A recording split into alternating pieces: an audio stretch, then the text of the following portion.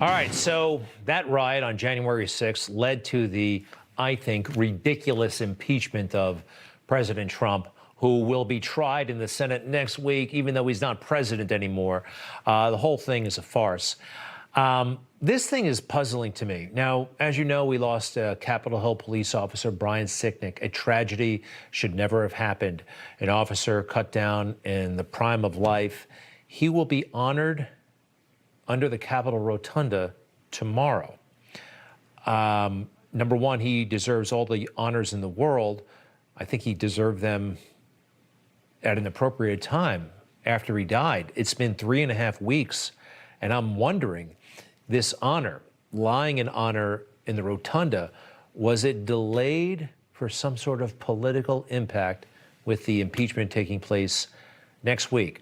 I don't know, call me crazy, but I wonder if it's being politicized. We have a lot to talk about with Dick Morris, presidential political strategist and columnist. Go to dickmorris.com and subscribe. Some great stuff there. And Tom Fitton, president of Judicial Watch. Welcome back, gentlemen. First to you, Dick. I'm sorry, but 3.5 weeks later seems incredibly odd for this kind of memorial. I hate to nitpick here, but I wonder if there's something going on. Yeah, I think that this whole incident resembles the Reichstag fire in 1933 that Hitler used as a pretext to seize total power and impose totalitarian controls. Obviously, Officer Sicknick needs to be honored, and this is appropriate, and I don't think it's inappropriate for him to lie in state at the Capitol, the building he devoted his life to protecting. But you're right, 1 week before the impeachment, there's an obvious political content to it. And let's look at what Pelosi has done. She's used this riot as a pretext to put a fence around the Capitol with barbed wire, to propose that members of Congress be banned, that no guns be allowed in the Capitol, even if members choose to carry them for personal protection, to describe the riot, not as a riot, which is what it was, but as an attempted revolution, an attempted coup d'etat, an insurrection that failed. This is all absolutely ridiculous. And it's designed to exploit that incident, however regrettable it was, to try to punish Trump and kick him while he's down. Tom Fitton, we all see what Dick is talking about. This is an overreach, and they're using this as an excuse. I don't see Republicans on Capitol Hill pushing back terribly aggressively. They seem to be, I don't know, have they been shamed by January 6th? What are the dynamics, in your opinion? Well, I think there is an anti-Trump sentiment among certain members of the Republican leadership on the Hill. Secondly, they were nervous about what happened on January 6th, so they're nervous politically about it. But I think all Americans need to recognize that you have hardcore elements in the Democratic Party who, as Dick has noted, are taking advantage of this situation to shut down access to the nation's capital, or at least the U.S. Capitol, almost completely. This police officer deserves to lie in state. I'm concerned about what the status of his death investigation is. How did he die? What led to his death? What's the status of that investigation? And then secondly, let's be sure that his murder is not used to tar not only President Trump in an outrageous fashion, but every American who's concerned about either election integrity or any action of government. Right now, the left is broadening its targeting beyond President Trump to virtually anyone who supported him or supports general conservative policies. And the police officer deserves to be honored. And you can believe me that it's not what happens this week that's going to be offensive, because he deserves to lay in state.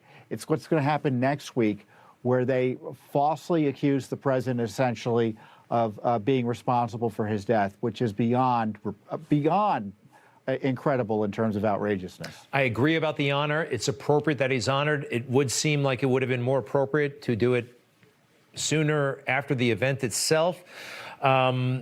Yeah, and by the way, Ashley Babbitt, we know nothing about her killing. There's no update on the investigation there. Hey, Dick, I don't know if you saw this. The Department of Homeland Security, they're warning people about driving false narratives, that false narratives could lead to further violence. And that just struck me as a really odd thing for them to be talking about, false narratives. Who are they to determine what's false and what's true? And what they're going at, I believe, is anyone raising concerns, legitimate, crazy, whatever, about the election. You can have legitimate concerns and not be a domestic terrorist about November 3rd. And that's what they're trying to do, I fear. You're exactly right. I just want to pause for a moment to honor Tom Fitton, my co-guest here. His efforts at Judicial Watch did more to prevent election fraud than anybody else's in America. It's just too bad we didn't all listen to him more and maybe give him more resources.